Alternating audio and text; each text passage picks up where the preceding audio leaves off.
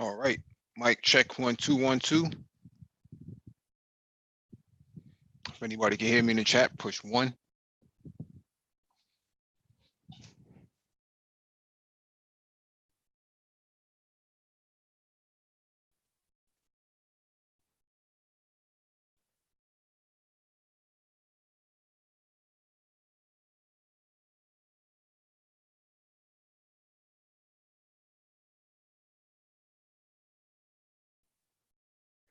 If anyone can in the chat can hear me, press 1. All right, Christopher Clipper, what's going on, fam? Yo, what's going on, Mike? Hey, what's going on, Complex? Not much, man. I'm 42 years young today, bro. Oh, happy birthday, man! Right on the money, huh? Yes, sir. Thank you, fam. Now, have you started receiving AARP notices in the mail? Not yet, not yet. We're still a few years off. All right. All right, now that people can hear us, please hit the like button as you come in. Share the video if possible. Hit that notification bell next to the subscribe button so that you get all the updates from the Black Brain Trust. This is episode 282, Pan-Afrikan Chat. This was requested by a couple subscribers about a couple weeks ago, actually a week ago. And they want us to focus more on some Pan-African stuff. Hey, Mike, hold on. Are we live, dude? Yeah, we're live. Okay. Why? All right, go ahead. I'm just trying to figure out why maybe we just got this little delay thing from YouTube going on. Yeah, there we go. There we go. Yeah, okay. Between YouTube and Zoom, I think there's like a 10-second delay. Okay, there we go. All right. Yeah. So you said this was requested, huh? Yeah, this was requested by some people, man. The last time I was on Black Gnostics platform, shout out to BGS. People asked, when is the Black Brain Trust going to start talking some, have a chat about Pan-Africanism or even just African talk. That's hilarious, because we do it all the time. Yeah, but I don't think we dedicated one night to Pan-Africanism. Pan-Afrikanism. I mean, in what sense? I mean, because I know the title, Caricom and AU form an alliance. I mean, now we've spoken to that at length. We'll dig more into that this evening.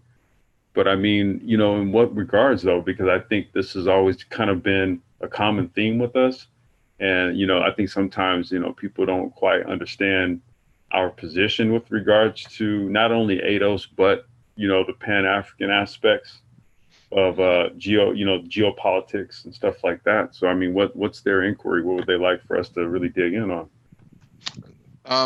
It's a good question. I have a docket set up, so we'll be going over that. But they didn't really specify what it was that they were looking for. They just basically said that wanted to know when we were going to focus more on this stuff. So I said we'll come up with a night with this. So this was already done a week in advance. Yeah.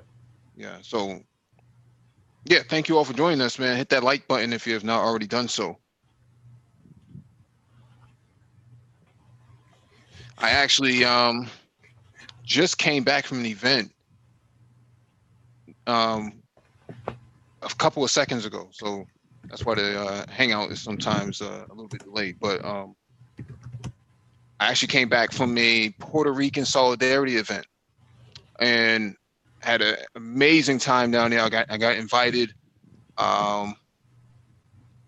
They were talking about resistance. Mm-hmm.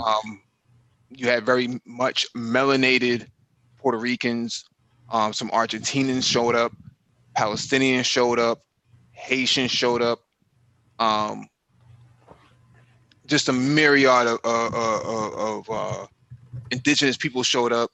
Myriad of people who came through, man, and showed their support for Puerto Rican resistance. Tonight was the celebration of 100 years of Lolita. And Lolita was a resistance fighter. Um, she was the Puerto Rican version of Nelson Mandela. She was a resistance fighter, and she was locked up by the colonial powers to be for her efforts in resistance of colonialism. Mm. And you know, they were going to let her out, and she refused to leave jail because she did not want to make any concessions. She would rather die in jail than to come out a free woman by making concessions. So shout out to her, shout out to, you know, her peoples, and, you know, all the resistance fighters, man, who came through.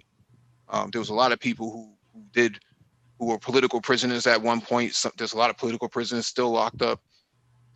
And the struggle for Puerto Rico to be an independent nation is still ongoing. I was gonna say it lives on, man. We see it Yeah, today. yeah. So there was, you know, some poetry, spoken word was definitely on down there.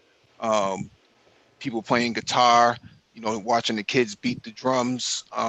It was just dope. It was just a dope event, and it was right on time with this, which is the you know, Pan-Afrikan Chat for tonight, because they were talking about Pan-Afrikanism down there, forming broader alliances. And you know, they weren't talking about hashtags or anything, man. They were really calling themselves Afro Boricuas, Mm-hmm. Afro Dominicanas, Afro Cubanas. And you know what's interesting is that just in what you discuss, what you've been describing. I mean, you know, there's parallels. There's parallels to the struggles that you know, they've faced with regards to Inquisition and colonialism, Mhm. you know, and stuff like that. And those parallels, you know, they fall directly in line and in synergy with the same type of struggles we faced here. So sometimes, man, it's just disheartening to hear all this. You know, you know, you're not really seeing the forest from the trees here, man. And you know, you don't really understand like, you know, there's actually more commonalities than differences. You know. Right, right. You know, real quick, Mike. You know, like back in the day, man, when I used to be in these streets, man, on some hip hop shit, you know, doing my thing, you know, DJing and, you know, just running my label and doing a whole bunch of stuff, man. You know, independent music distribution, stuff like that. I mean, you know, it's like you hear a lot of stuff about, you know, and I think a lot of it is media fed, you know, in terms of like conflicts between black and brown. It's not what, dude, it really ain't like that. No, it isn't. I'm born and raised out here, fam. Like it's not, you know, the stuff that's trumped up on the media to kind of like stroke fires and stuff. But you know, if you're in the streets on a daily, man, you know how it goes down. And you had like, you know, you had movements like the Mexica movement, which is basically like the indigenous movement of you know, a lot of brothers and sisters from, you know, Mexico. Hmm. And you know, they shun that you know, the influence of Hispaniola, right, on the indigenous Mexican population. Hmm. And so they were more of the true Mexican people that I know, you know, that I've born and raised and growing up alongside them out here in Southern California, you know. So it's the same, like the same type of groups, the same type of people, the same type of thinking. You know what I mean? It was even prevalent on the West Coast with a lot of Mexican brothers and sisters here. So sometimes it's like it's hard for me to like listen to a lot of like um, opinions about things when there hasn't really been any like on the street level interaction with folks to really know how they're getting down and man how they see the world. Hmm. Yeah, and that's the thing, man. You know, it was just a fire event, man. It's just so Mm-hmm. fire, and I'm mad I didn't get any pictures, like I wanted to. I know some people were live streaming it, but yeah, I just came to show support, man. I didn't even think about, you know, the pictures. I had actually left my phone behind in the car, so Because I just pulled up, and I was the last Mm-hmm. one to pull up. But definitely dope event. You know, they were definitely talking about building, you know, broader alliances. You know, from the farming aspect, land reclamation, all types of grassroots development in order to build a broader coalition of solidarity. Right.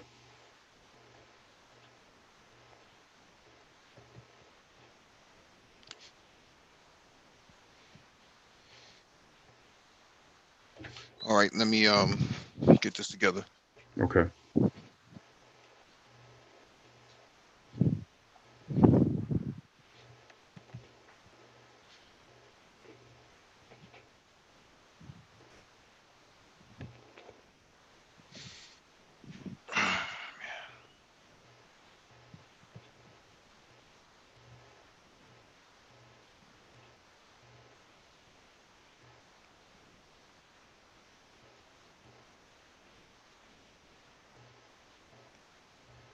All right, so I just wanted to actually touch on this just briefly, and I think that maybe DE might want to join if he can. Um, have DE join if he wants to.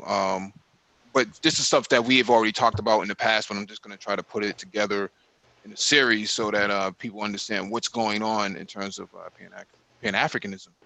But if you have not looked at the community tab early this morning and saw what was posted, which was Dr. Bless, I can't pronounce his last name right now, from South Africa, who is one of the leading scholars on Pan-Africanism right now, who talked about Caricom and the AU, the African Union, building an alliance to create global Pan-Africanism.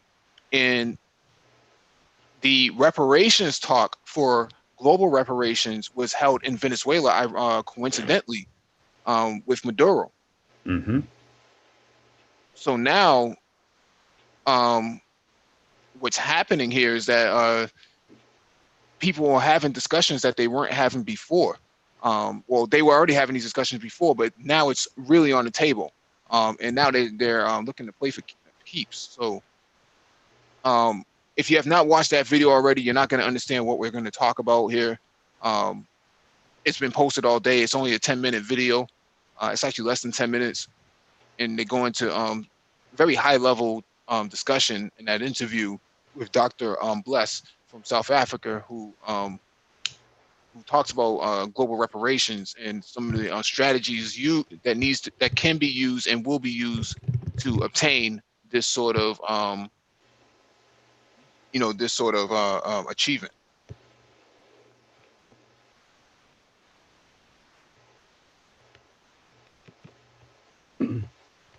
So if you still have not watched that video yet, that was only posted yesterday, but I posted it this morning on the community tab.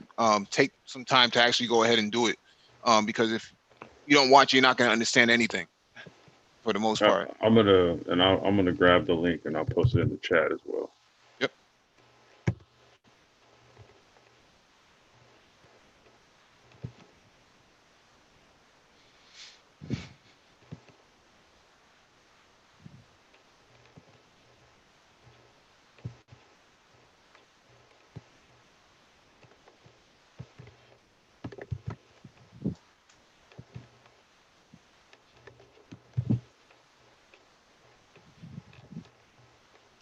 But hopefully, this discussion here will bring more clarity on what the official position of the Black Brain Trust is with regards to reparations and things of that sort, because I think there's a lot of misconceptions, Mm-hmm. a lot of misunderstandings, and a lot of emotionalism that really sort of, drives the narrative with regards to how people are perceiving, what it is that, we're looking at in terms of our global positioning here, and what steps would have to be taken in order to make uh, make or to actualize like true application of reparations, right? Like an actual platform or an actual methodology behind what to be done with it, you know?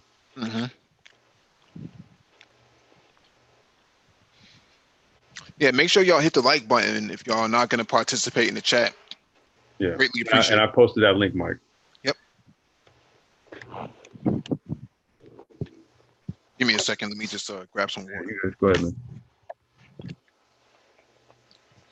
Make sure that nobody's in the queue as well.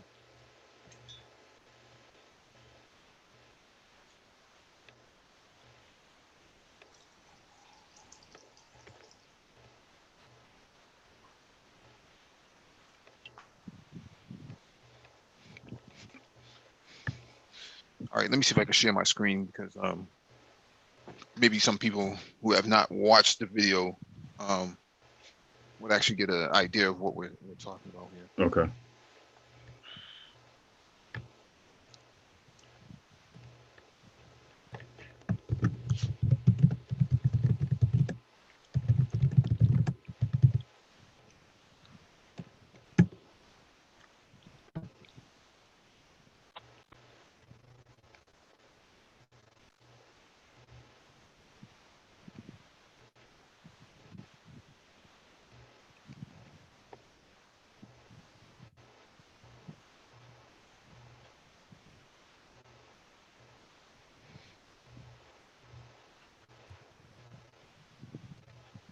And while we're doing that, let me shout out a few people.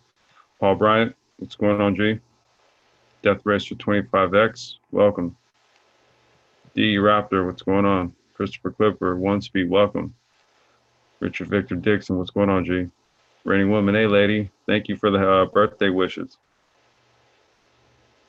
D Felder, what's going on, man?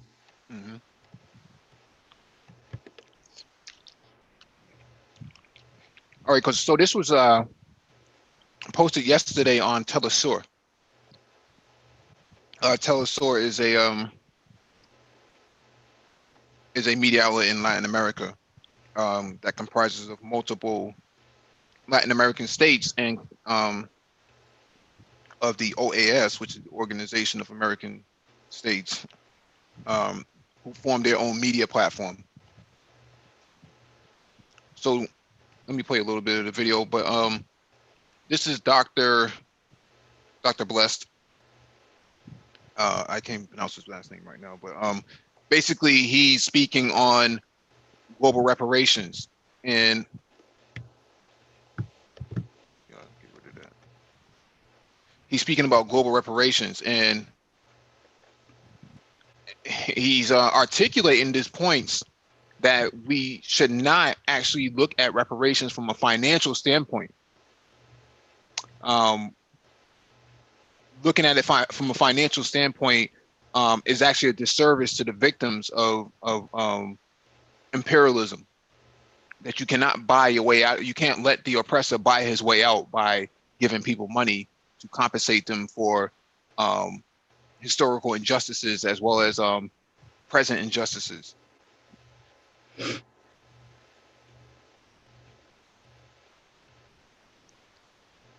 So when we have these discussions, it's important that people understand that you cannot throw money at this situation of people who suffer a traumatic history. You can't just throw money at them. That's the wrong approach, according to Dr. Nwenga. I mean, part of the problem there is that, you know, throwing money at it doesn't actually secure you of anything that was actually built, right? The claims that are being made in terms of the free labor that was done to build certain things, you're not reclaiming what was built, right? You're getting fiat notes that at a moment's notice could be devalued. You know what I mean? You know, that's why I think looking at it purely from a cut the check standpoint is very short-sighted, and it lacks any real foresight thought with regards to what a reparative measure could actually do for you. Yeah, and that's the discussion that they were having tonight at the 100th anniversary of Lolita. And the discussions that they were having was that, yeah, money is not going to solve this 100%. You can't just throw money at it. Even Lolita herself was saying the same exact thing, that I didn't come to kill you. I came here to die for my people. So these are the sort of discussions that are being had on the ground, from a political standpoint, a geopolitical standpoint, and why this is really important. That the people in Puerto Rico recently marched up to 1 million people to overthrow the government. They were ready to die for this. They were ready to ride for this. And then when they tried to replace that governor with another person, they also marched again and said, no, that's not going to happen. Nope. They were like, no. We ain't going for her either.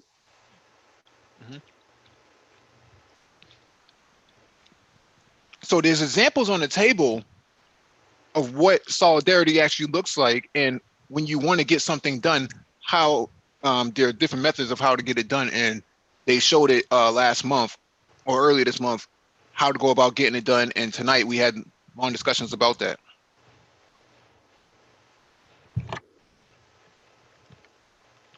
Make sure. Okay, I'm still here. Okay. Yeah, man. I mean, that's what I mean. It's kind of like, would you, if you saw a building and you say, my ancestors built that building, do you want money for the building, or do you want the building? You know what I mean? It's like, what does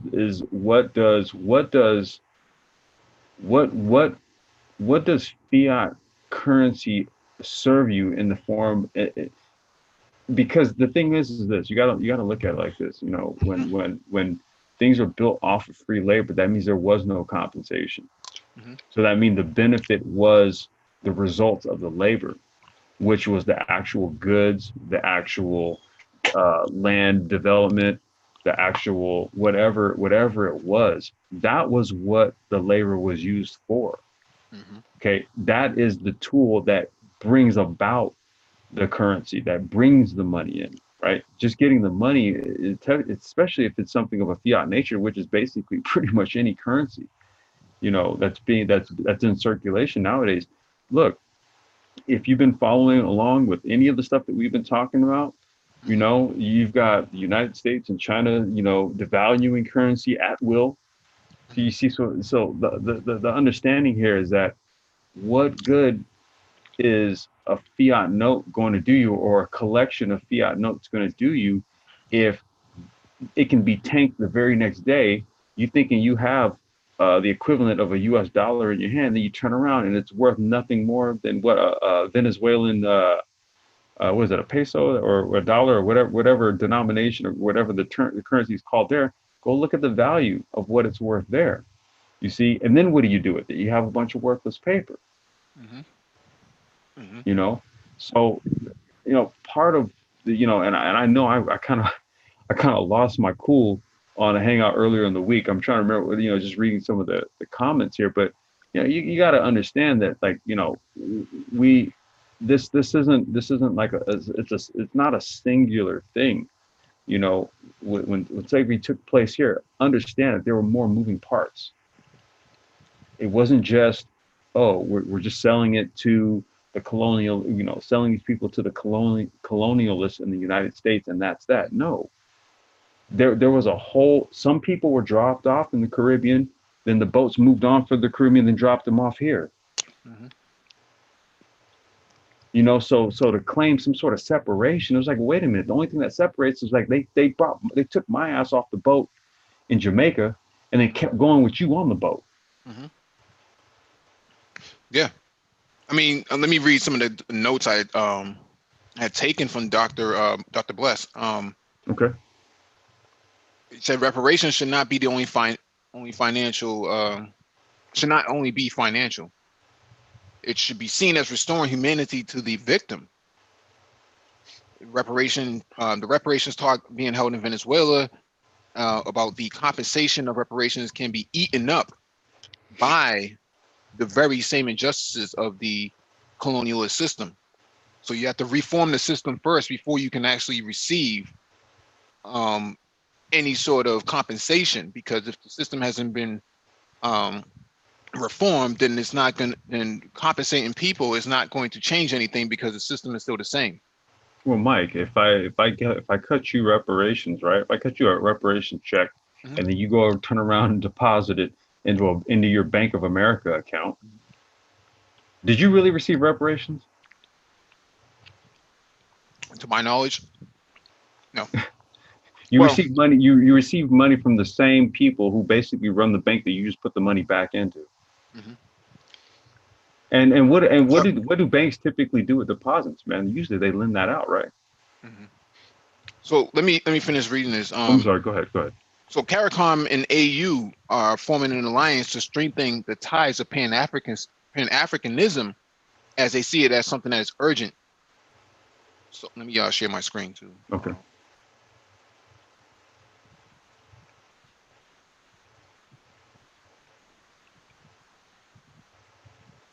says that there's 4 people in the chat, but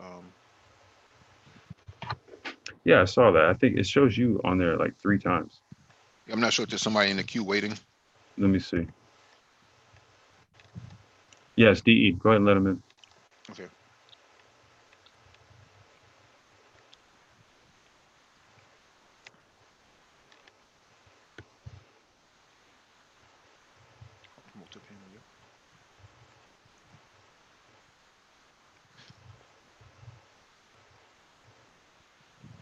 All right, let me pull up my notes again.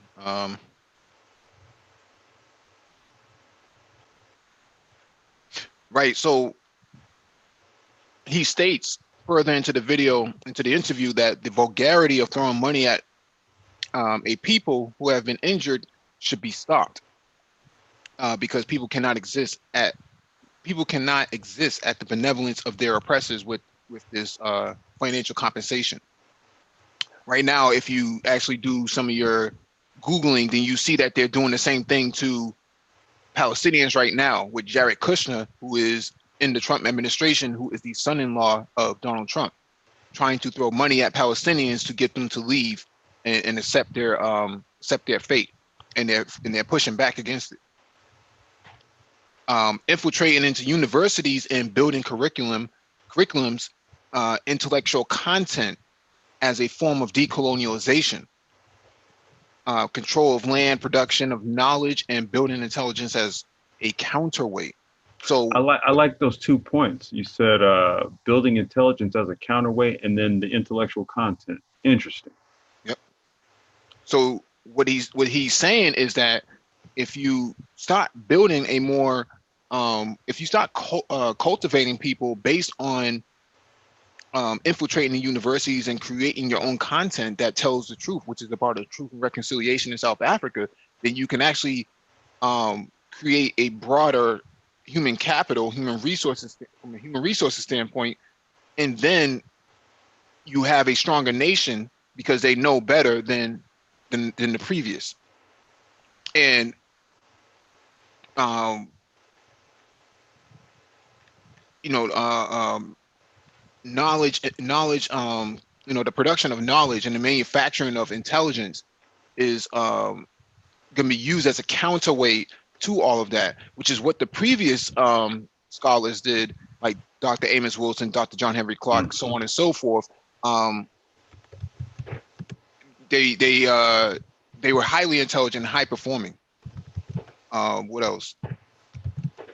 The Global South University or a Global South broadcast station as a way to control the cultural freedom. So Black people in America had hip hop as a cultural freedom, as a response to the oppressor.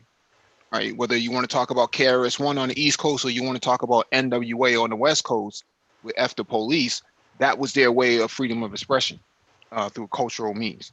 Mm-hmm.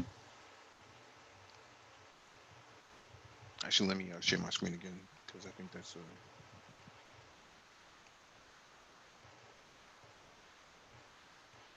So we'll get to this first one on the docket, which is actually the second one on the docket, because you guys had not watched the original video that was posted on the community tab, I just went over the notes on that. This one is from Barbados today. The president of Ghana begins official visit. This was in June. So I'm using this as a example of what's happening right now on the ground. The president of the Republic of Ghana, Nana Akufo-Addo, has arrived for his 2-day official visit to Barbados. At around 10:40 a.m., he descended his aircraft to a red carpet welcome and was warmly received by Prime Minister Mia Mottley. He was greeted by Minister of Foreign Affairs and Foreign Trade Senator Jerome Walcott, Minister of Innovation, Science and Smart Technology, Senator Kay Makani, and other government officials. Minister of Innovation. Think long and hard about that. I mean, and what was it? Minister of Innovation. What was this? What was this title? Science and Smart Technology. And Smart Technology. Come on, man. Y'all got a lot of y'all got like a very twisted view of the continent, man. Actually, I believe these are people in Barbados. Oh well, I'm shit on the continent and otherwise, dude. Mm-hmm. The brief visit intended to deepen cooperation between Barbados and Ghana, which established diplomatic relations in 1994. President Akufo-Addo is scheduled to meet with Prime Minister Mottley and members of her cabinet today. He will also hold talks with officials from University of the West Indies. The visiting leader will also pay a courtesy call on Governor General Dame Sandra Mason at Government House and later make a historic address to Parliament. It is the first time that a foreign dignitary will speak in the Senate chambers. So what's happening right now is, these are just pictures of their arrival on the runway. What's happening right now is they're strategizing and planning this second wave of Pan-Africanism, or probably the third wave of Pan-Africanism, if my knowledge is correct. Maybe DE can correct me on this. Hey, D, you there, man?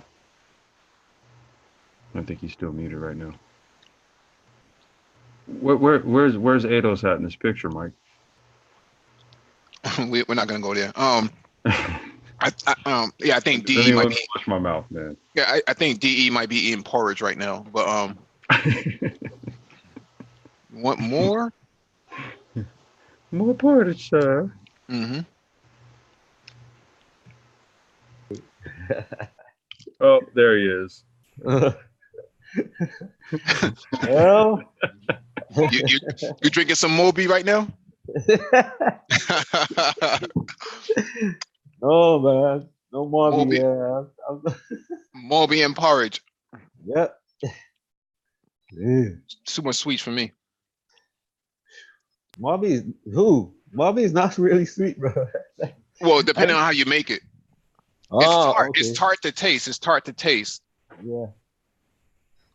You have anything you want to add to this? What's going on, D?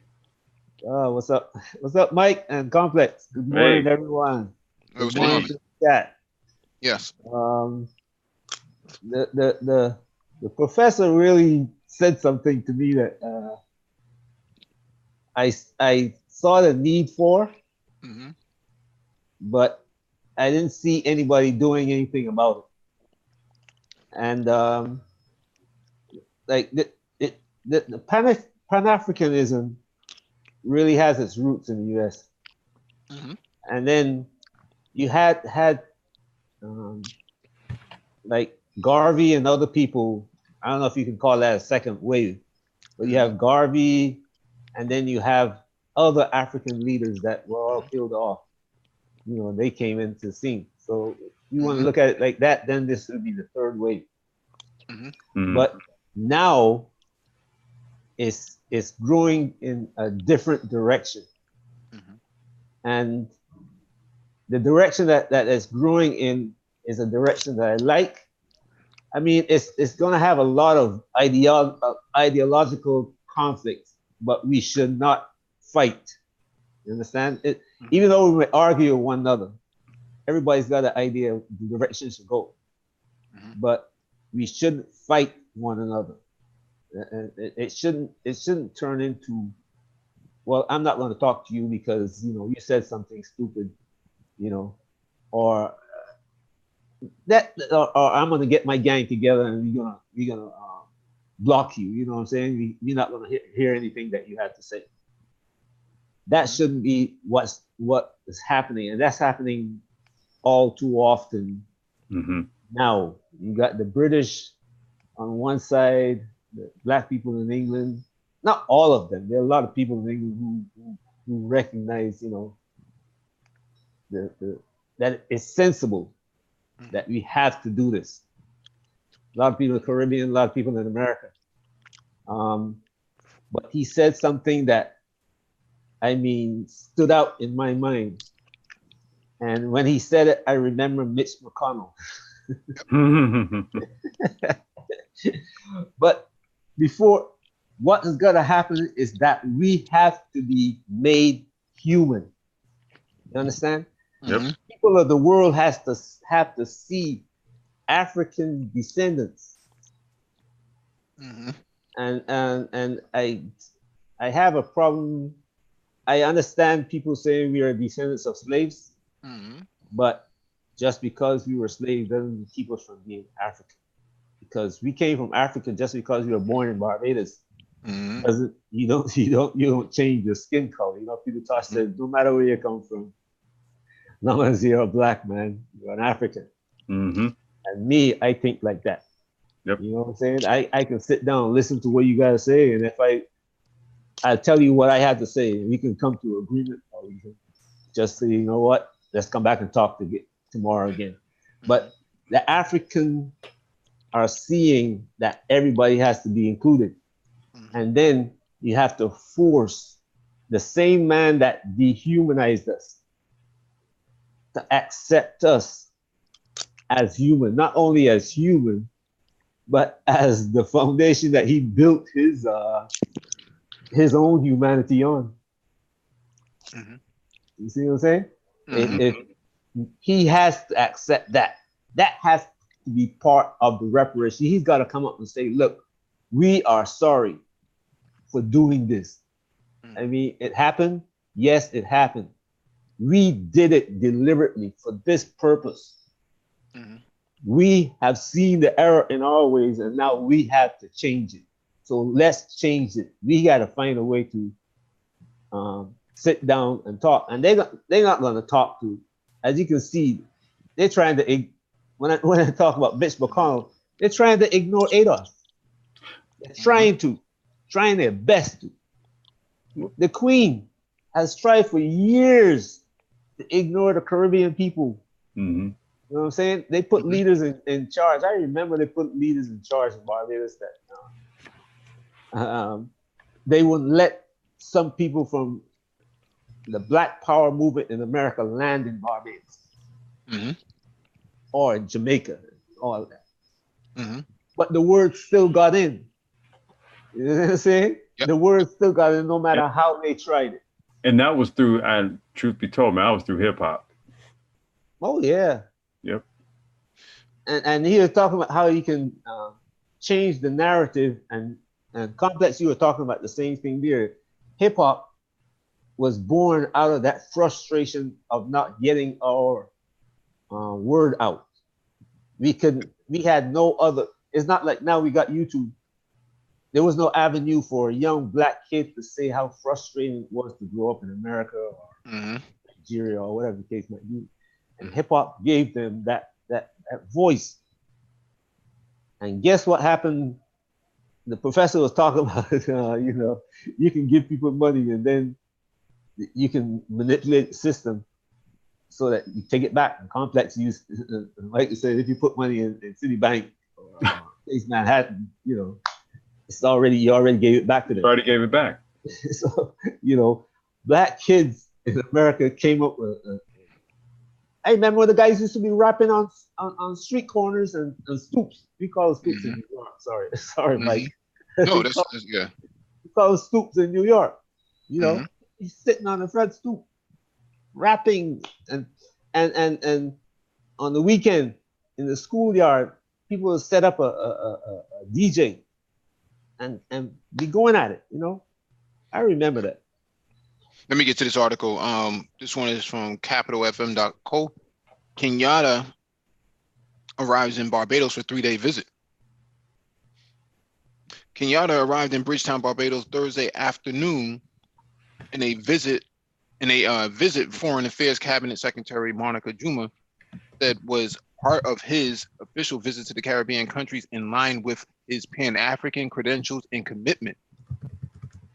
Amongst issues to be discussed include revitalizing to bilateral relations, strategies for African common prosperity and cooperation in multilateral issues of mutual concern benefit, she tweeted.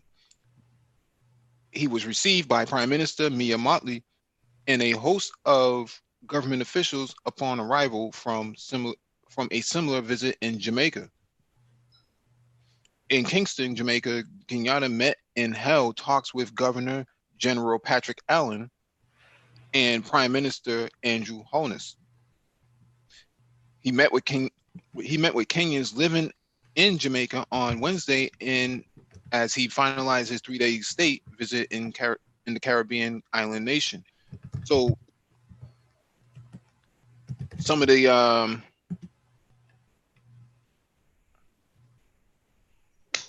actually let me read this next one. Next excerpt here. Mike, after you read that one, I do want to kind of speak to some of what DE was talking about there. Mm-hmm. Yeah. So this one is from nation.co, Daily Nation. Kenya and Jamaica pledged to deepen trade ties. Direct flights between Nairobi and Kingston are part of the agenda President Uhuru Kenyatta is pursuing on his 4-day state visit to Jamaica. On Monday, Mr. Kenyatta and Prime Minister Andrew Holness said air transport between Kenya and the Caribbean parliamentary monarchy will deepen business, political, and cultural ties. Our national carrier now has scheduled direct flights from Nairobi to New York, but we would like to see flights flying from the East Coast to the West Coast of Africa and directly to Jamaica, and through Jamaica to the rest of the Caribbean as a true way of deepening our partnership, Mr. Kenyatta said when he met with Mr. Holness at his office.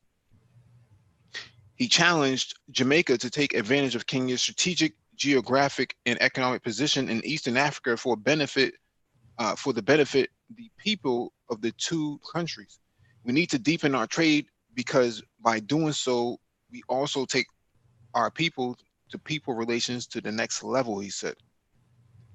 Kenya is today one of the largest and one of the most diversified economies on the African continent. The two leaders also witnessed the signing of pacts, including memorandums of understanding on technical cooperation in tourism and in the fields of sports, culture, and heritage. A framework on political cooperation between the two governments was also inked. Kenya will host the next African Caribbean Pacific States Summit at the end of the year, and Mr. Holness is among the leaders expected to visit. Mr. Kenyatta said Kenya is a strong supporter of the South-South cooperation arrangements within the ACP, which is the African Caribbean Pacific States framework, and assured his host that his administration will continue pushing for the conclusion of a successor agreement ahead of the expiry of the Cotonou agreement in February of next year. As part of the signed agreement, the Global Tourism Resilience and Crisis Management Center, which is based at the University of West Indies, will open its first satellite center in Nairobi and will be based at the University of Nairobi. I'm not going to read too much into the sports because I think that goes without saying. So we see what's going on right now. You have Kenya, you have Ghana. South Africa is going to be next to show their faces down there.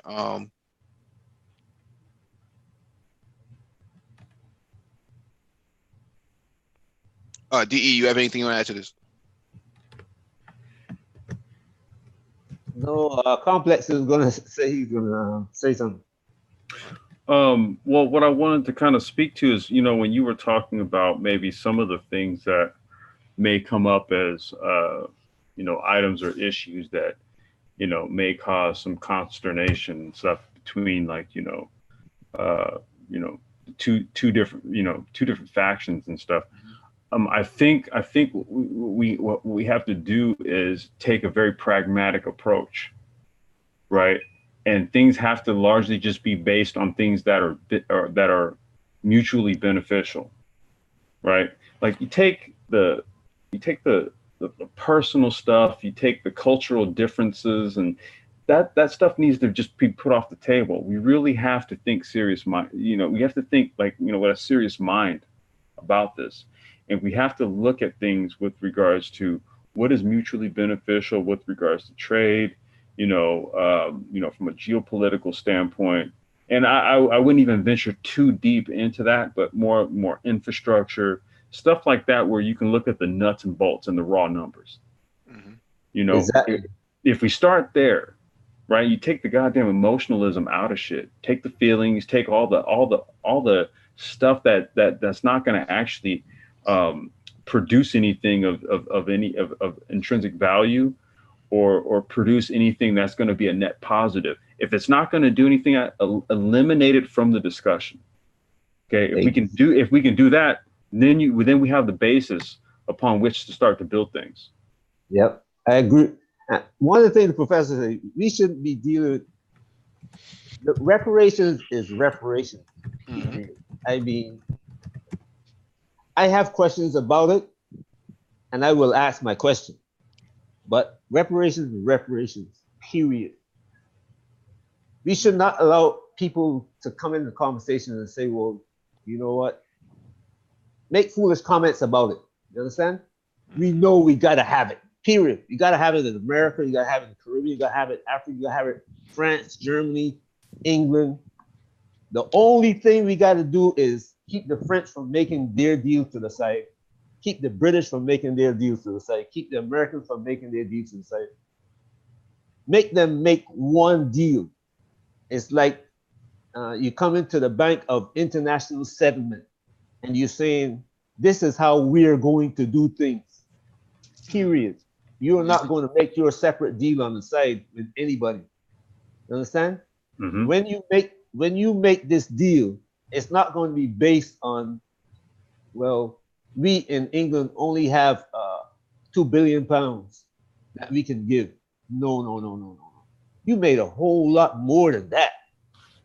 You know what I'm saying? The French are not going to be saying, well, we only made it. No. The French made more than that. Americans did the same thing. Whoever, you are equally responsible for all of it. Mm-hmm. Period. Mm-hmm. You know what I'm saying? And we can't accept the small change, because that's what they try to do. And I come back to Mitch McConnell again. He's trying to Mitch McConnell. Hey, well, McConnell. We don't have time to think about that. No. You do have time to think about that. Not only you have time to think about it. Hello, Your Majesty, come to the table. French president, you come to the table. You're all sitting down at this table with us, and we're going to discuss it in front of the whole world. Mm-hmm. Everybody's going to know what you did, how you did it, and why you did it. And then you're going to decide, this is how we want it repaid. Mm-hmm. First, we are human. And you're going to accept that. You are going to say, look, we tried to dehumanize you. And from there, you said, as a human being, you deserve this right.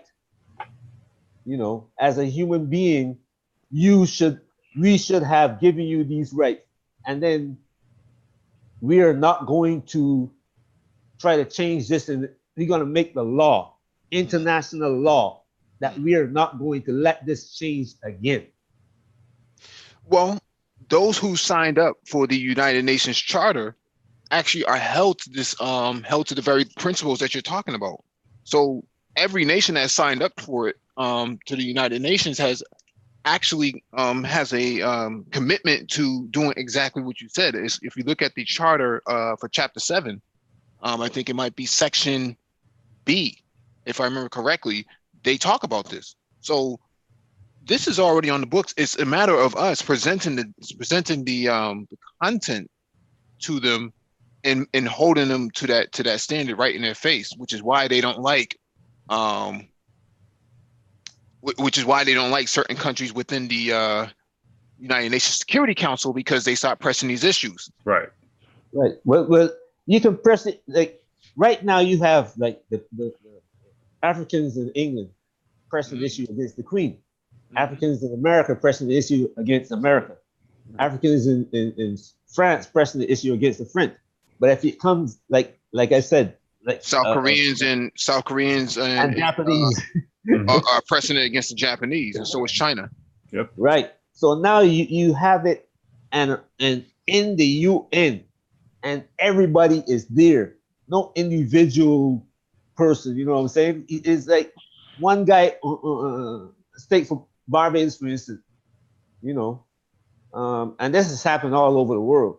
And the riots of what they call the riots of 1937, when a lot of people in Barbados got killed because these guys were out to overthrow the government.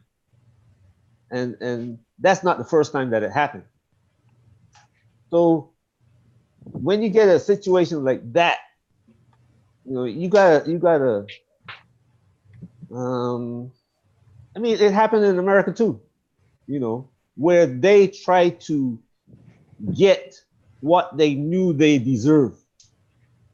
But now you bring it everybody to it, instead of like Barbados. It happened in Barbados, it happened in America, you know, it happened in one state in America or another state in America.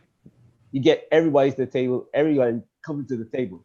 And with what's happening now is that you have Africans everywhere acting as one, not divided one against the other, and dealing with one captor here and one captor there. That's what they want. Oh, I'm sorry. Hey, Mike, Nick Gomes got his hand raised. Oh, really? Yeah. Give me a second.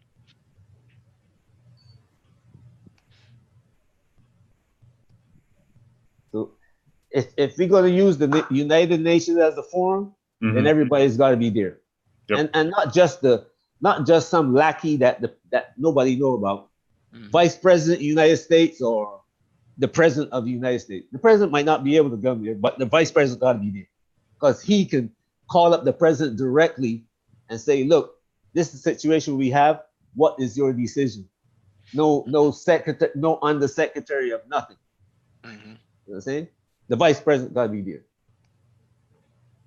I would have thought that, you know, there would have been more comments under the interview with Dr. Bless on Telesur, but you know, I guess that's a wishful thinking. What's going on, Nagon?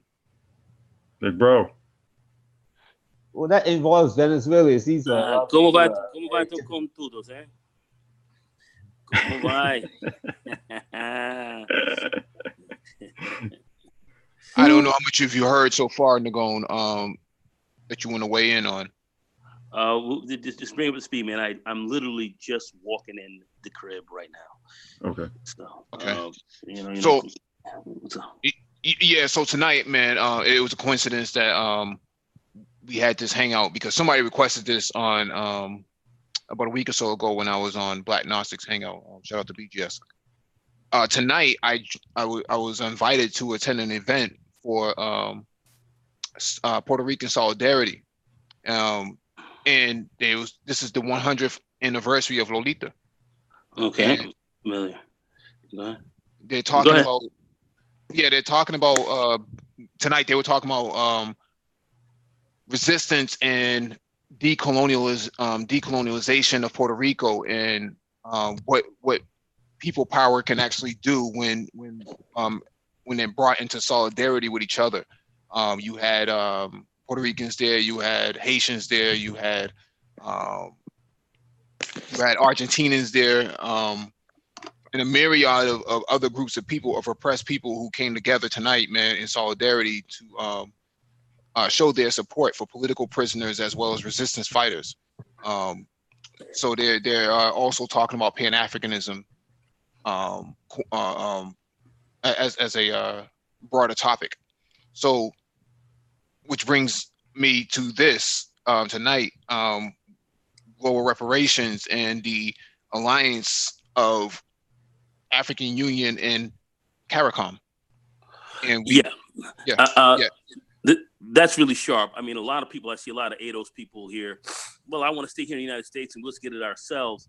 What these people don't understand is that if you come together as a stronger group nationally and internationally, that puts a lot more pressure on a country to do kind of the right things, if you will, internally.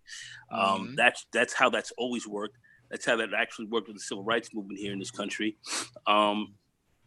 That, strangely as it says, that actually worked, quite frankly, in the Civil War, and much of the pressures that people leave unsaid of the Civil War here in the United States and its connection to the Haitian Revolution of that ended in 1801, where you had Haitians who actually came here and actually were working with and advising African troops and African American troops how to fight these guys. But nobody ever speaks about that. That's never spoken about. It's a hidden part of the history that goes all the way even through some of your slave revolts that actually happened here, and you had Haitian rebels that actually were actually rolling with Nat Turner and so forth, but nobody speaks about that. Which is a powerful connection of, and really, really slavery really started to end here in this hemisphere with the Haitian Revolution. That was the death knell literally of slavery, and some 61 years later it was formally erased, and that was by not a coincidence. So yeah, in order to really put pressure to get reparations here, a Pan-Africanist movement would be a very strong one, where there's some others. Okay, I understand some of the idiots and some of the knuckleheads and some of the people who don't know history will sit back and just yak off and say whatever, but the people who I believe have some knowledge of history, and I won't mention her name, but there are others who have some knowledge, who seem to look at other movements and see this, but then they see this as something totally separate, where this cannot have an effect, where that won't work. It's crazy to me to look at that. So you're gonna have to have somewhat of a coordinated movement nationally and internationally to put pressure here on reparations, because there's many reparations movements going around the world currently in Asia, Africa, the Caribbean, and the Americas. So if you certainly were to coalesce and work together on this, that would work quite well. Puerto Rican solidarity with the Flan movement, FLN, people remember that, which crushed, and you had some violence that happened with Puerto Ricans who were trying to get independence. There was violence with that, and in order for them to move successfully, it's going to have to be an international movement. I'm getting feedback through the background. I don't know if somebody has their mic on. I don't know what's going on with that, but anyway, I think that might be complex. No, it's not me. I think it might be DE. Those movements have been going on for quite a while, and in order for that to be successful, it would definitely work if Blacks and others were linked up with that, as well as we should be working very closely with the Palestinians in a rather rapacious, racist state that's turned to Israel, which is moving in some very very bad ways, which are anti-us. They actually sat back and refused, people from our Congressional Black Caucus to actually come to Israel. And Netanyahu Cynthia McKinney. Yeah, Cynthia McKinney. Yeah, and the Muslim lady, I'm forgetting her name right now. I'm sorry. I apologize. Oh, you mean Ilhan Omar? Yes, and the other one. Talib, I think that's her name. That's right. That's correct. You know, and they're shutting them down, and so there's a lot of craziness going on. So we have to look at what's really going on here, and we're gonna have to, kind of coalesce. And we have a lot of friends on the outside that can bring a lot of change here on the inside.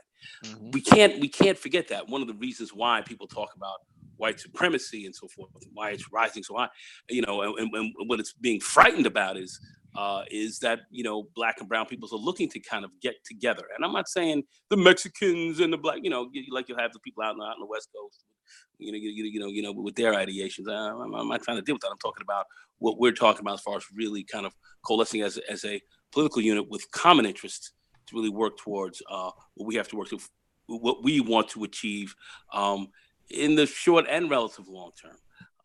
Not to say we're always going to be friends, but we have to link up at some point in time to work together to achieve our objectives. I just wanted to say that very quickly. I know a lot of us are people thinking differently, but you have to look at how, power is held by certain groups. They see that you are divided and they are united. Let me ask you, Nagone, what is NATO, for example? Well, I think, to ask the question is to answer it. And I'm not trying to be facetious. No, it's kind of like a singular body, right? Comprised of other groups, varying nations, right? That have like common ideologies, common goals, right? Common objectives, right? Mm-hmm. They put a lot of maybe like cultural differences aside, and they stick to the nuts and bolts of the matter, right? In order to hold positions from a global perspective. Yeah. Go ahead, that's the bottom line. I mean, you're looking at, why do you see such a rise in let's say, white supremacist activity and people getting angry? They're looking to link up together. And it's not only so much for us because of Black people here or the brown people. What they really are fearing is the imminent, terrifying rise of China, which is going to destroy white supremacy.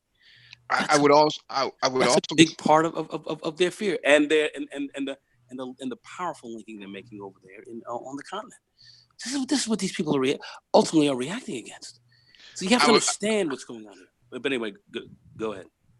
No, I was just going to say, I would also say that you can keep China out the picture and still see the downward spiral of white supremacy through. Yeah. But more so than anything else, you're looking at a nation that pulled over. You're looking at somewhere over 75 or 80 million people out of poverty in the last 20 years, and have moved up, has done some things in that country that has not been seen in modern times. And they're making more millionaires and more billionaires than we are.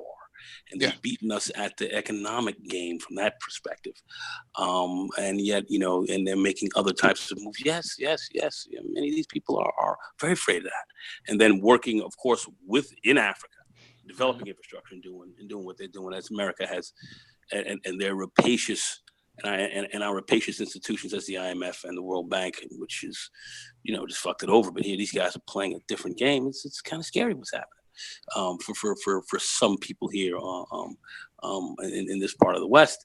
So there's fear. So you have to look at the dynamics that are going on, and if people look and take a three-dimensional panoramic view as to what's going on and see that you're linking up is really going to make some great change.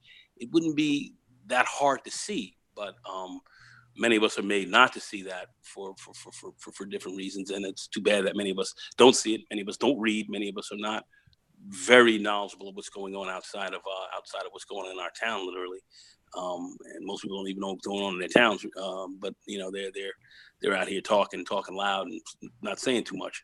So I just say, here at the Brain Trust, let's keep that perspective open all the time, regardless of what others might have to say, because most of them don't know what they're talking about. You have to really look at what's really going on out here. Most of them don't know, and maybe it's time for us just to continue just to keep talking about this. So as time goes on, people will get a better view. I just want to say that very quickly. You guys go ahead. Okay. No, I was just going to say that to your point about people going for reparations. They actually call it, and we read an article before you came on, they actually call it ACP, which is African, Caribbean, and Pacific people.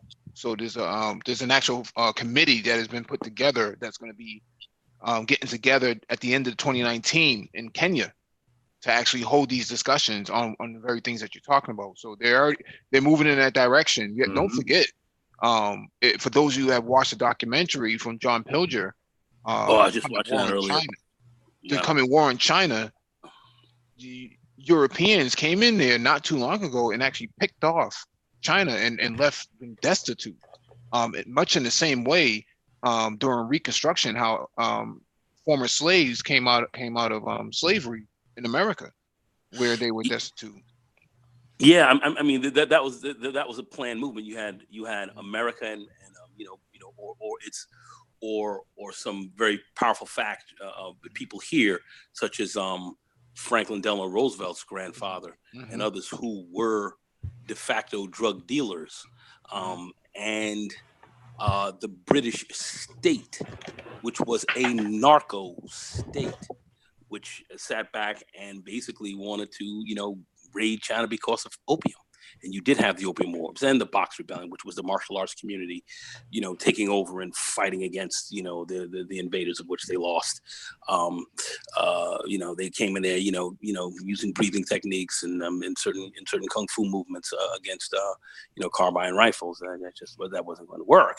But anyway, they did put up a fight, but they lost. And what was the reason for that? Was to take over that country and take over its trade. And it wasn't about tea and linens. It was and spices, and silks. It was in spices. It was about opium, which made many universities were built on: Princeton, Harvard, Yale, and so forth. City of Lowell. Lowell, Massachusetts, and so forth. I mean, these towns and institutions were built with huge amounts of cash, which fueled the Industrial Revolution here on the backs of the opium trade, drug dealers. So they don't tell you about that because that's something you're not supposed to know about. But that happened to China. And now we've ringed China with a bunch of, bases talking about, here we are, supposed to be friendly. And China's looking around saying, we're going to defeat you economically. And we're not going to, we're not going to use our, guns and all that. We're going to defeat you economically, and we're going to outsmart you because you guys are greedy, and your greed and your hatred has left you blind and stupid. And we're going to take advantage of you there. And that's kind of what's going on. And yet we have to look as Black people here in this country. As much as there's tension and so forth, there's a lot of opportunity. And the name of the game is to hang together and work with others who are willing to work with you towards a certain goal. And we have to look at that. Sometimes you will have to keep two juxtaposing ideas in your mind and deal with them equally and simultaneously to be successful. You have to be able to do this. Other groups have. It's something we have to do. We it's not schizophrenia. It's actually, being able to operate at a couple different levels and still stay on the same path. Very important. We're able to do this. I want us to think this way. Anyway, go ahead. I'm sorry. I was just gonna say, man, and before Mike is just, Mike's gonna get into this article, but I just want to say that, we're kind of opening up that line of dialogue with this discussion here. Mike kind of prefaced this. He prefaced this hangout here, when we got started, and what kind of led into us having this talk here. Why the Brain Trust, has angled in this position here. One, because it's comprised of brothers from all over. That's the thing. So it gives us a unique outlook and a unique view. And we're going to dig more into what you just talked about, man, because, as we're starting to see here. And Mike, when you do your last article, man, I have one other article from the LA Sentinel that I do want to read. This is the last one right here. That's the last one. Okay. Well, then I'll read it right after this one. All right. This one is from the newtimes.co. Agenda 2063. How can young African leaders contribute? Early this year, 700 out of the over 50,000 applicants from sub-Saharan Africa were selected by the United States government to take part in the Mandela Washington Fellowship for Young African Leaders Initiative. The Mandela Washington Fellowship for the Young African Leaders Initiative is a program aimed at empowering young leaders through academic coursework, leadership training, and community service and networking. Each Mandela Washington Fellow takes part in a 6-week leadership institute at a U.S. college or university in one of these 3 tracks: business, civic engagement, or public management. We were among the 700 fellows selected and were based at the Andrew Young School of Policy Studies at Georgia State University in Atlanta, Georgia, under the public management track. The school primarily focuses on equipping the fellows with hands-on leadership and policy-making skills, which include tax and trade policies. While there have been a lot of lessons learned from the invaluable experience, the most notable lesson was on forming successful collaborations. This article summarizes 2 key takeaways from collaboration point of view. Establishing long-term meaningful relationships. One of the central themes of the fellowship was to create new long-lasting partnerships and collaborations. We had a very diverse group of fellows consisting of doctors, lawyers, accountants, professors, and advisors. The diversity of our background is what made our session more insightful. The sessions encourage us to keep an open mind, listen with empathy, and seek innovation from sources we would ordinarily not consider. The educated link. Apart from forming partnerships based on similar interests, we took the Clifton strengths assessment and were encouraged to partner with fellows who have complementing strength, who would be our accountability partners. So we talked about that before on the Black Brain Trust with cultural intelligence. Shared understanding of the African Union Agenda 2063. Mandela fellows are passionate about the development of a united Africa, and our cohort echoed this sentiment. From doctors working on provision of healthcare in conflict areas in Cameroon to accountants who advocate for proper regulations and accountability of private sector firms in Botswana, just to mention a few. Being in the fellowship and taking deep dives on understanding the issues and opportunities in other African countries and how we can collaborate to drive change was one of the highlights of our experience. Going by that adage that if you want to go quickly, go alone. If you want to go far, go together. We are of the stance that the relationships we've formed during the fellowship can be used as a tool towards contributing to the achievement of the African Union Agenda 2063. In the Agenda 2063, the AU members laid down aspirations related to inclusive growth, integration, Pan-Afrikanism, good governance, democracy, respect for human rights, peace, and security. The agenda further reiterates the goal to have in Africa whose development is people-driven, relying on the potential offered by African people, especially its women and youth. Often successful transformations begin with these several fundamental elements, including a clear vision and a robust roadmap, tools, and such as partnerships that explain how the vision will be realized. Similarly, for the Agenda 2063, it's undoubtedly visible that Africa is on course towards achieving its agenda, but collaborations could steer the agenda forward. According to Dr.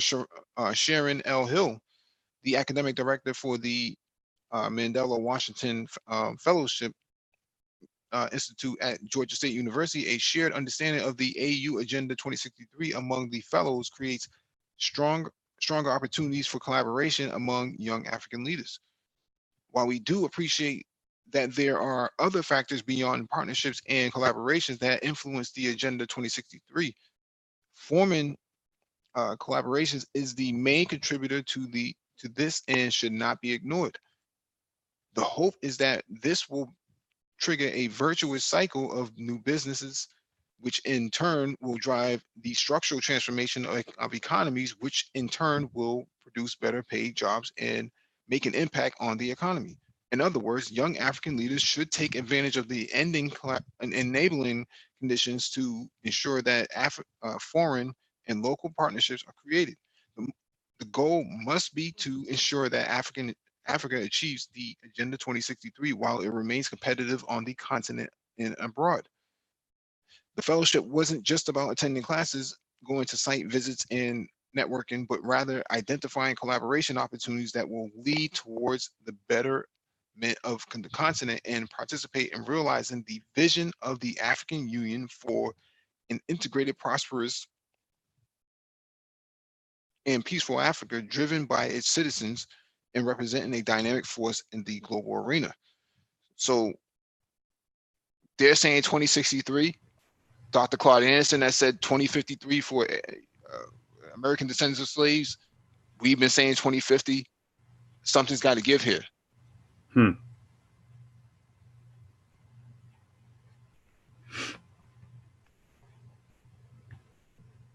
You go ahead with your article. Well, you can say it's be safe to say 2053. I would say anywhere from 2053 to 2080.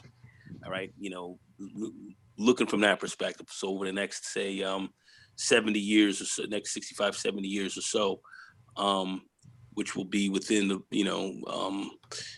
easily within a lifetime, certainly of your child, Ulysses. Mm-hmm.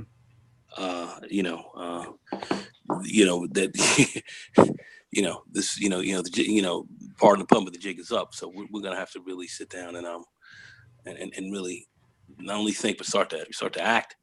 And I do believe we have the time. I believe that this could be done easily. Like I said, when I look at China, just look at what they were able to do in that nation, from a drug-addled nation, literally, at the end of the Gilded Age of the 18th,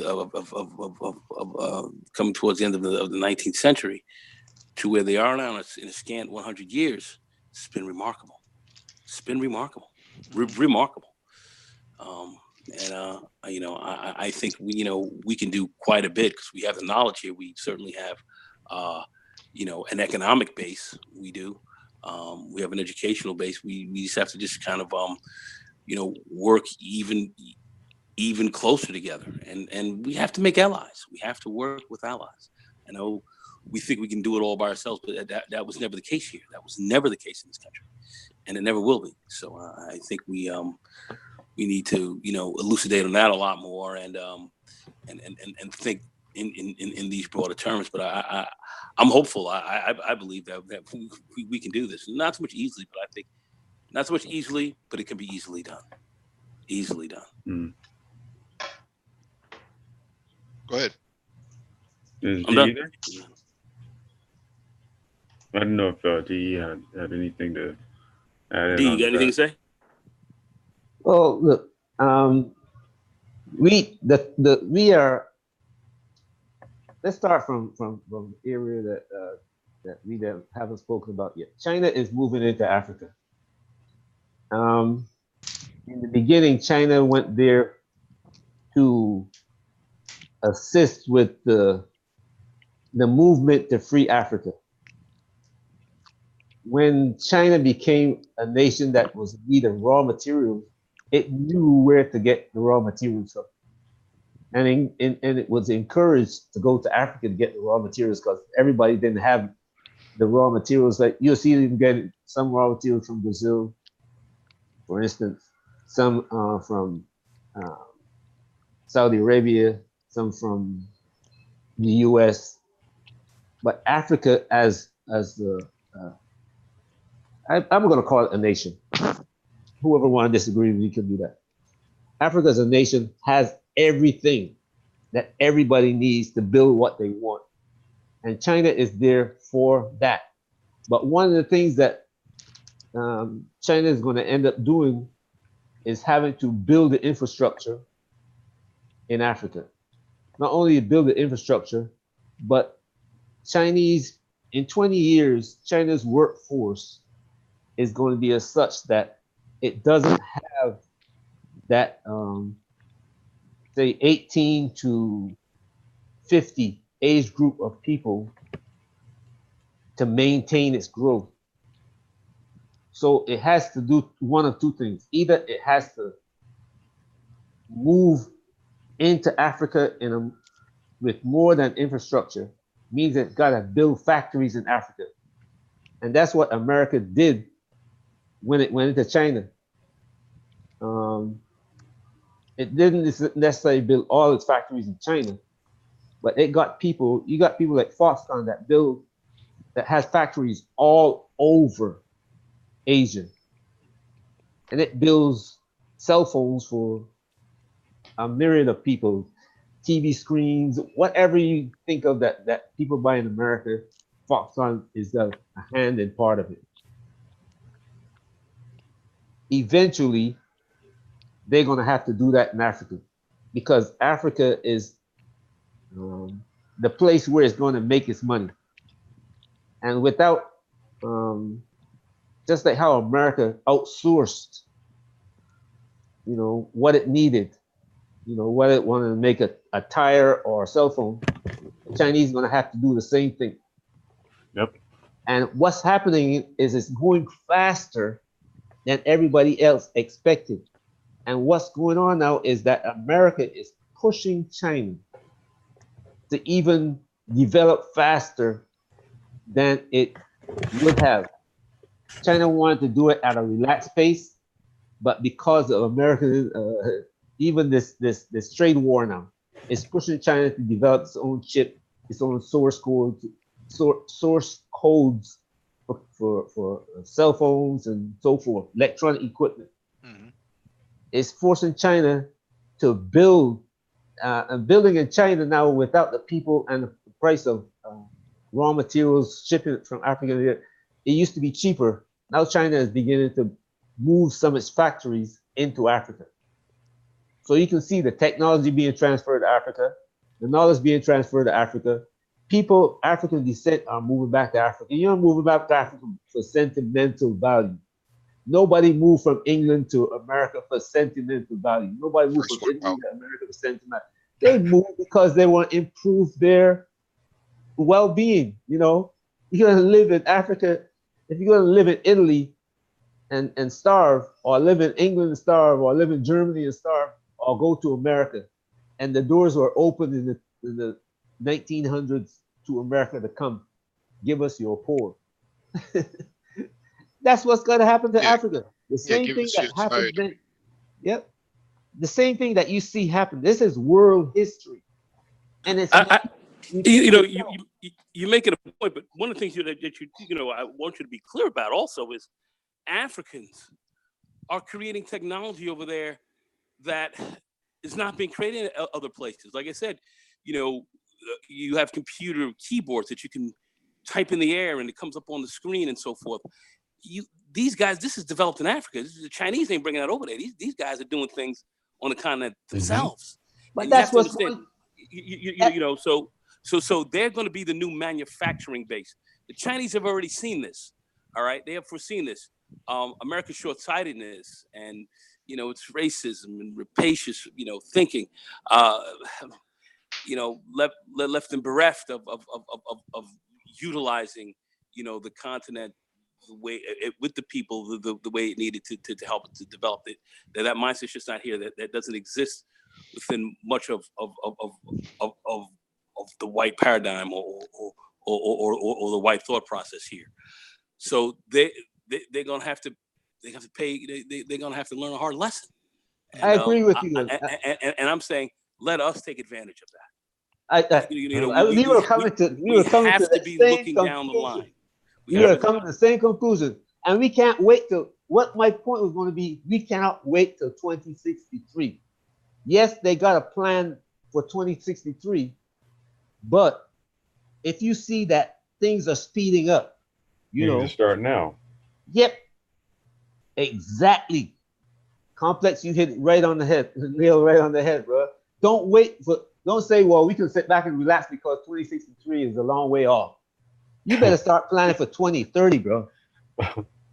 2030. You have an idea, you better start planning for 2030. If you were going to build a business in America, you're not going to wait. You're going to say, you know what? I'm We'll 30 wait till now. 2063. Yeah. Yeah. I'm 30 now. Why don't I wait till I'm 50 to do it? No. You got an idea now. You're going to put it right now. And like Nagon says, you got Africans who are doing things. And that's what's going to happen. I seen a guy the other day building an airplane. I saw a video of a guy building an airplane. I saw a guy, he went to, they got together. He was in high school. And some guy ran into him and see that he had a good mind. And they sent him to England, to Cambridge, to get into engineering.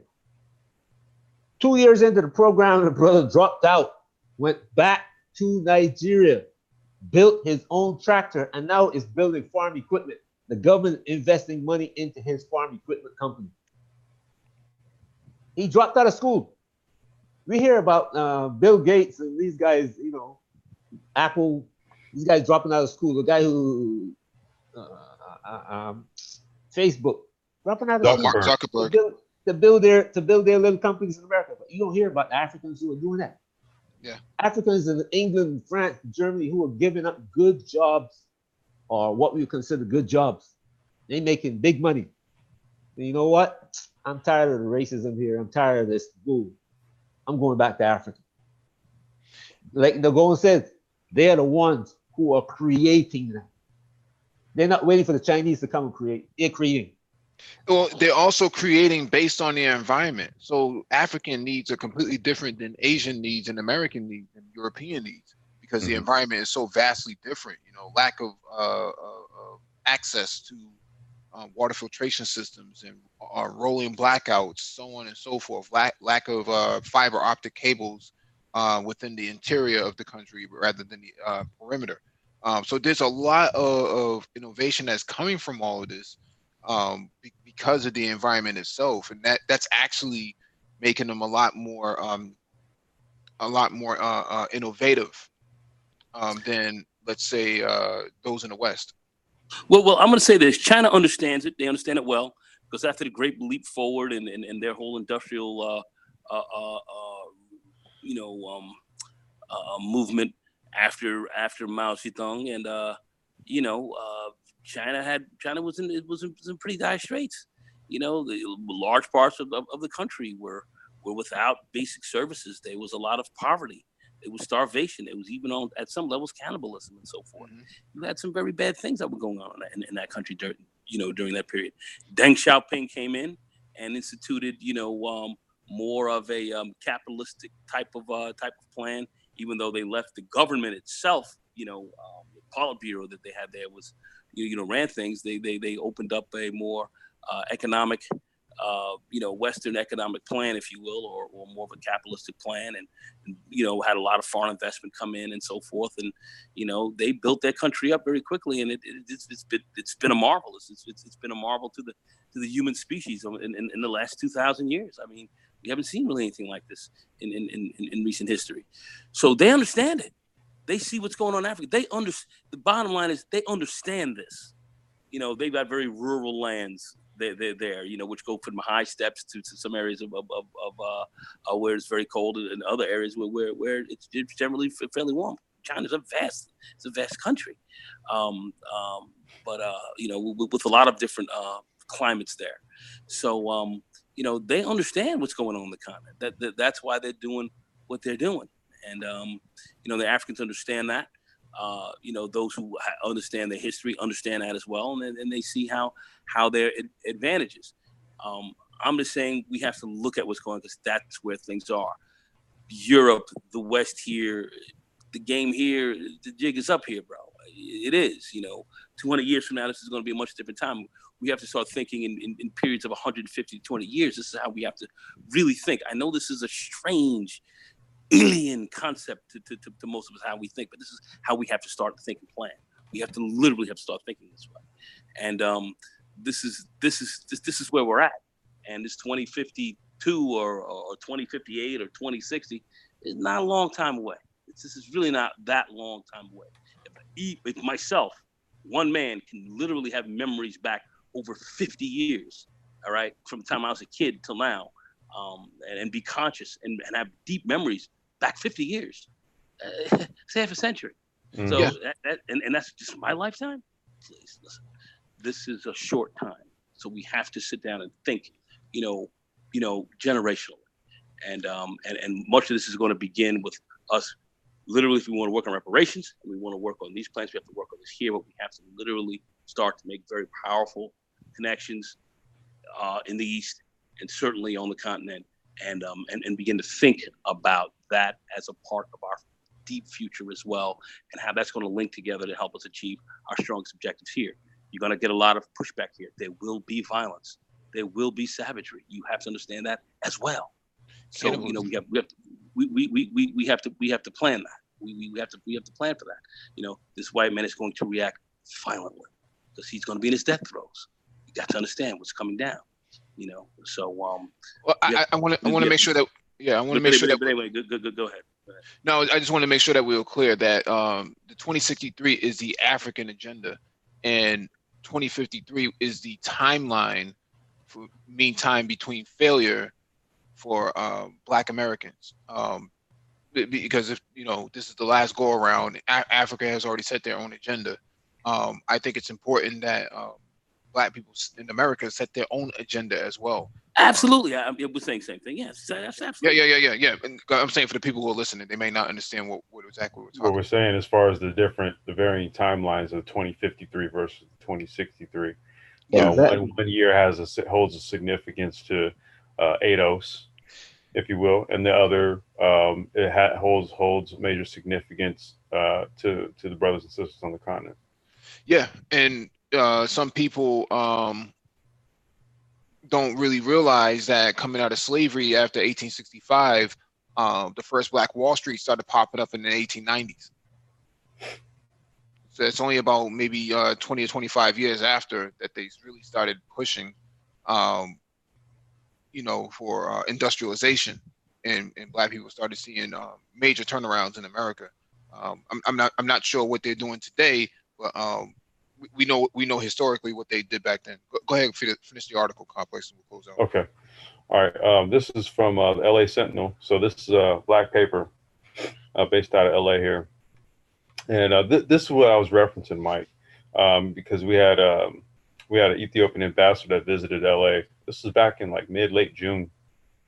Ethiopian ambassador Fitsum Arega visits LA to invite investors and tourists to the historic nation. The government of Ethiopia is rolling out the welcome mat to African Americans to explore the business opportunities and tourist destinations throughout the historic nation.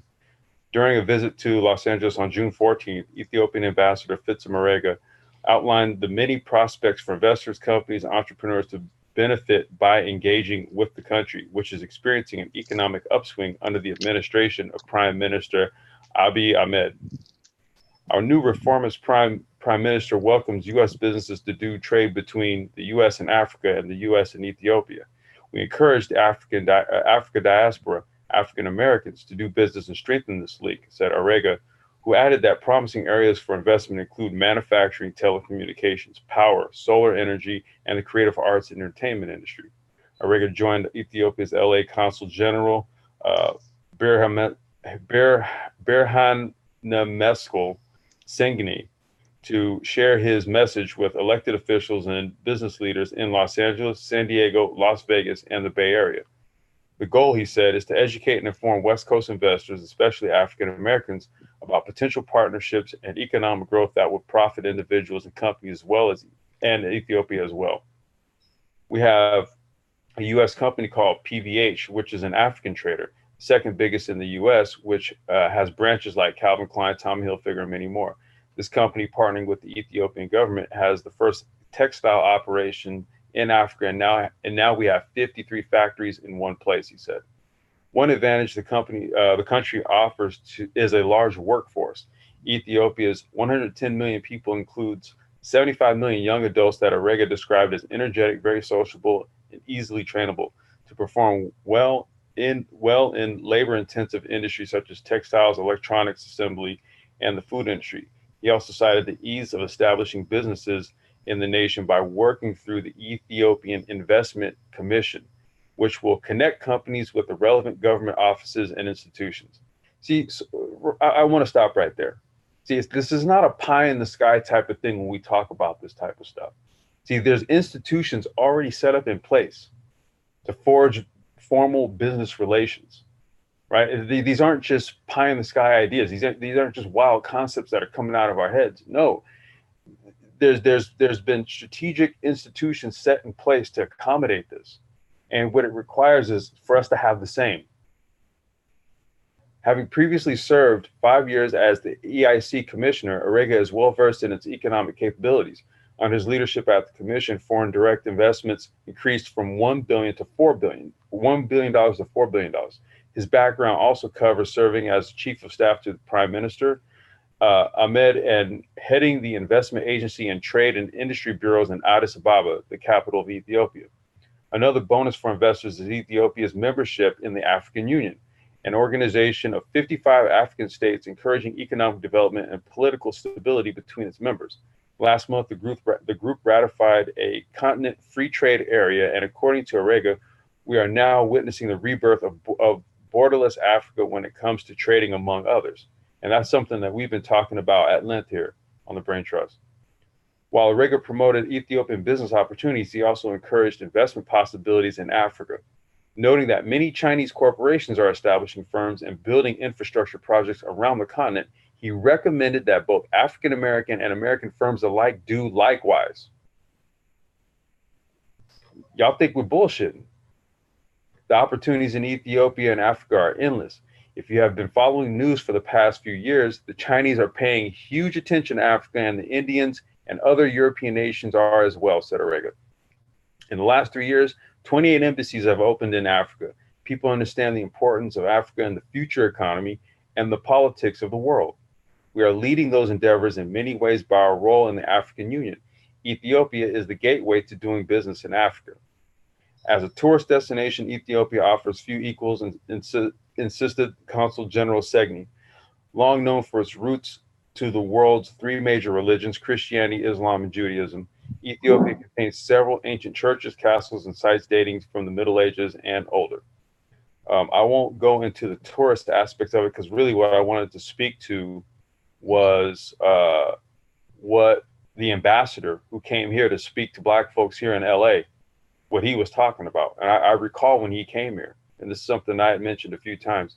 Matter of fact, here, I'm gonna post this too.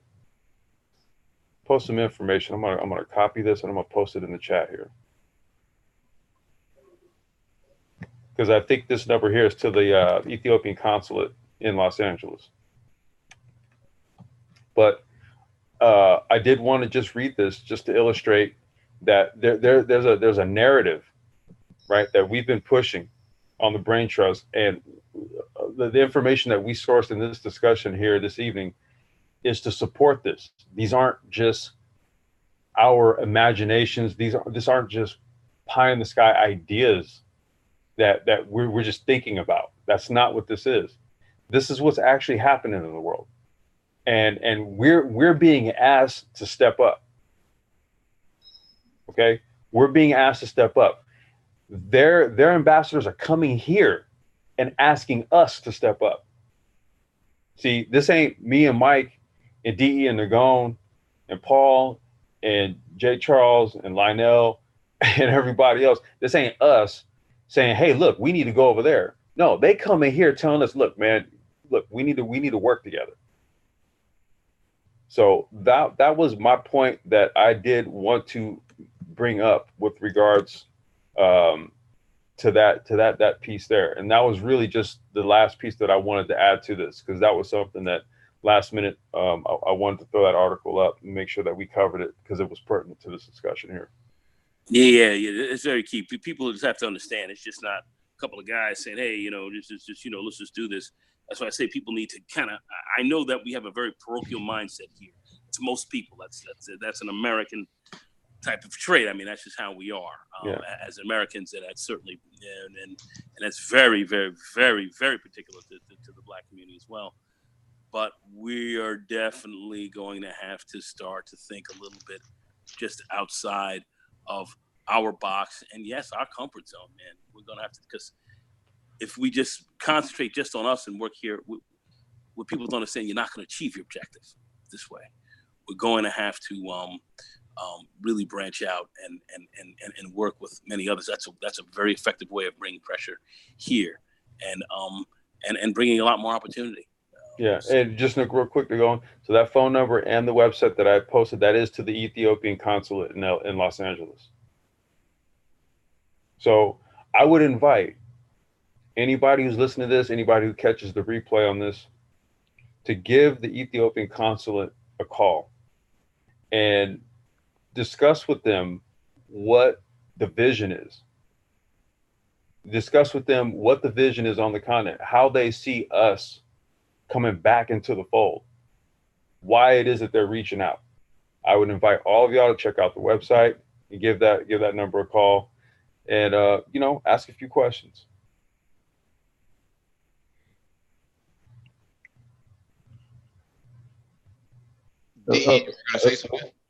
A lot of us.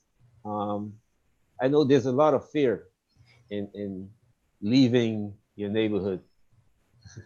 Believe me, I know. I've been traveling since I was like, 7, and on my own since I was about 18. So I've got a lot more experience than a lot of people. But don't wait until you're forced into a position to do something. Always have the knowledge of how to do it, there, so that if you have to make a move, if the possibility, if it opens up, you might be looking at buying a piece of land, and you say, man, I don't have the money. I don't have the money. I don't have the money. But if you start putting away $1, like my dad used to say, my dad used to tell us, you start putting away $1. One day that piece of land comes available, you're going to be laughing because I got this great deal. Whereas if you didn't put away that $1, you say, man, I wish I had the money right now. Mm-hmm. So, and when your children come along and see that you, like my brother M240 Bravo said, your children is going to come along and you will have prepared something, a foundation for them to build on. And your children are going to need that foundation. Believe me, one of the problems that we have is that not only in America they destroyed Black Wall Street. Believe me, they did it Barbados, they did it Trinidad, they did it Guyana, they did it every Caribbean island. In Haiti now, you can go see it happen. So you, as a father, you're going to be building that foundation for your children. And when your children come along, they're going to learn and they're going to build it for their children. So they're going to expand. You like Sears and Roebuck. Sears and Roebuck started with a push cart. And then the family came in. Sears met Roebuck and they built a business together in America. That's the way you have to start thinking. You know what I'm saying? Yes, sometimes the business is going to get destroyed. Some people are going to get harmed, like they're going to just told you, this is a war. This is a war. Don't look at it as though this is a game. Don't cry about, we getting killed in the street and you cry about it. Don't cry, bro. This is a war. You got to fight. Yes, some gonna die, but you die fighting.